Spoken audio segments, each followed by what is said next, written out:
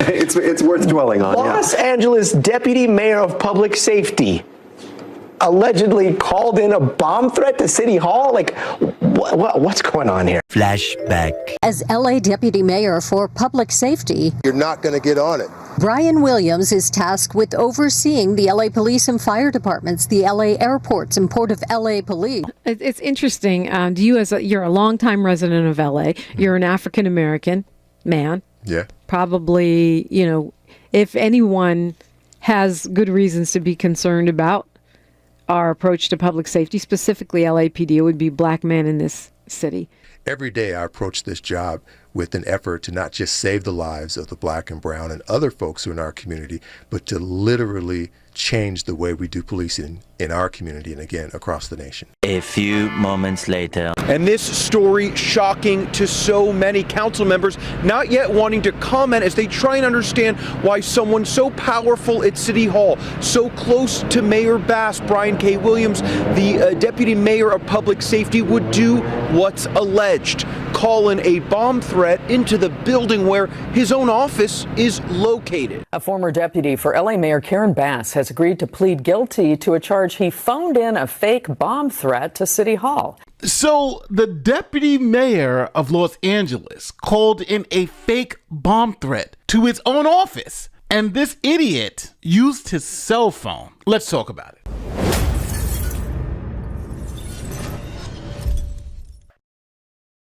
Now, here's a message from our sponsor, Hillsdale College. History, economics, the great works of literature, the meaning of the U.S. Constitution. Did you study any of these things in school? Probably not. Or even if you did, maybe it's time for a refresher. Time and technology have changed the game, but it hasn't changed the basics, the fundamental truths about the world we live in. Hillsdale College is offering more than 40 free online courses. That's right, more than 40 free online courses. I'm digging into their Constitution 101 right now, and it's a game changer. 12 self-paced lectures that show you how the founders designed our government, how Lincoln kept the Union together during the Civil War, and how things like progressivism and big government have chipped away at our fundamental rights. For instance, like free speech on the internet. Now, as you know, I do a lot of stories on public corruption. And if you want to understand why today's corruption stories are even possible, and more importantly, how to stop them, this course is your blueprint. Now go to hillsdale.edu/Nate to enroll. There is no cost and it's easy to get started. That's hillsdale.edu/Nate to register. Link is in the description and in the pinned comments. So go learn about your rights so you can defend your freedom. Now back to the madness. This is Brian Williams. He's a Democrat and the deputy mayor for public safety under LA Mayor Karen Bass. Now Brian Williams served as the deputy mayor for public safety, being the liaison between the mayor's office and public safety departments, for instance, like the police department, fire department, and anything dealing with emergency management. Deputy Mayor Williams oversees the LAPD, the LA Fire Department, the Port of Los Angeles Police, and the Los Angeles World Airport Police. Deputy Mayor will be reading a statement from LA City Mayor Karen Bass.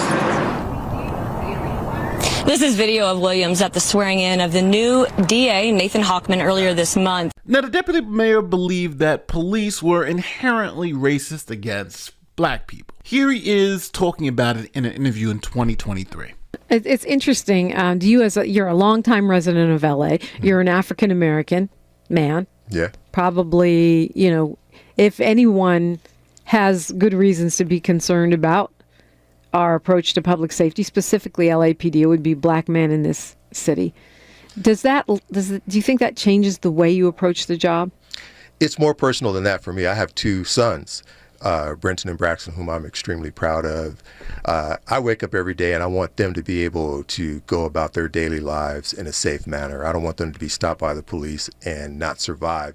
Every day I approach this job with an effort to not just save the lives of the black and brown and other folks who are in our community, but to literally change the way we do policing in our community and again across the nation. Now let's fast forward to October 3rd, 2024, where the deputy mayor announced that he had received a threatening phone call on his city-issued phone. He claims the caller was enraged over LA's support of Israel, explicitly stating that there was a bomb planted at City Hall timed closely with the Jewish holiday. Now, because of that, the building was evacuated, panic ensued, and the LAPD did a massive search of the building. But they found no bomb and found no suspects. He began texting the mayor and other senior city officials, saying in the message, "Bomb threat." The male caller stated that he was tired of the city's support of Israel, and he has decided to place a bomb in City Hall. It might be in the rotunda.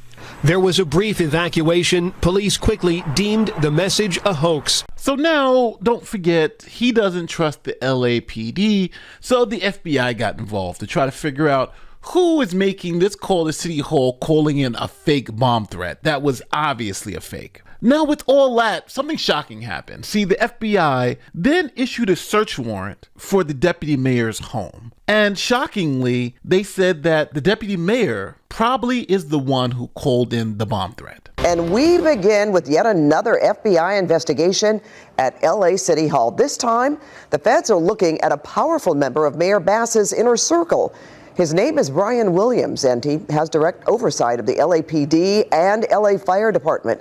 The accusation that he called in a bomb threat. Williams is a very prominent member of her staff. He's often speaks for her at big events. And has oversight over some important, very important departments. Big ones, like you just said. Tuesday, the FBI searched his Pasadena home. A neighbor who did not want to be identified saw the agents. We saw these unmarked vehicles with super tinted windows, and it looked like two people sitting in each car. Our Jasmine Veal tried speaking with Williams at his home.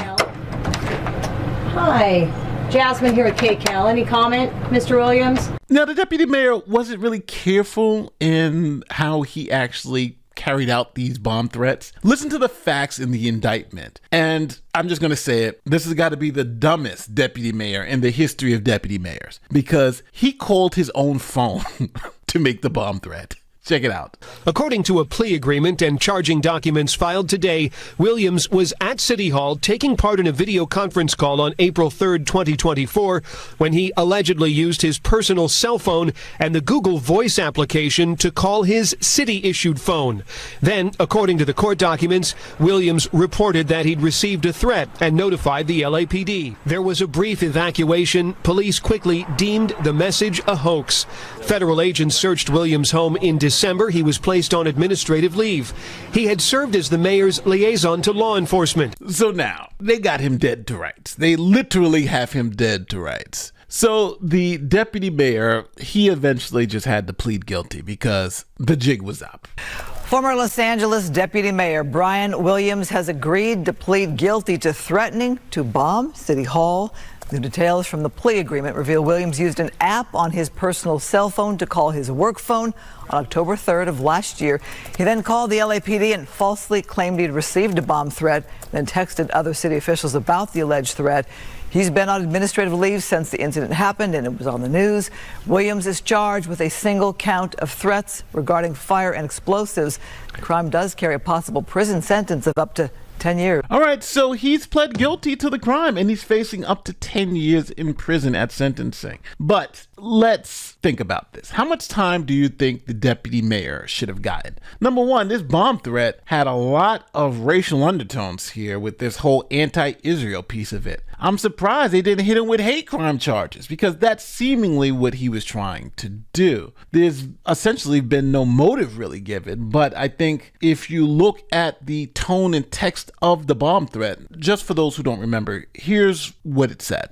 The male caller stated that he was tired of the city's support of Israel, and he has decided to place a bomb in City Hall. It might be in the rotunda. So was it really the deputy mayor who was tired of LA's support of Israel and wanted to stop that from happening? But now my question to you is, how much time should he get? I'm saying a suspended sentence. I'm saying he should do nil jail time for this, but he should lose his license, obviously. And I'm assuming he should pay restitution. But I know some of you in the audience may feel a different way about it. Would 6 months be well? What about a year? I think 10 years is a little ridiculous. He has absolutely no criminal history. So if you're looking at what a reasonable sentence is going to be, he's probably going to be walking out of jail that same day. With the conviction now, and I think the conviction is well deserved. But let me know how you feel in the comment section. My name is Nate the Lawyer, and I'll see you on the next one. Peace.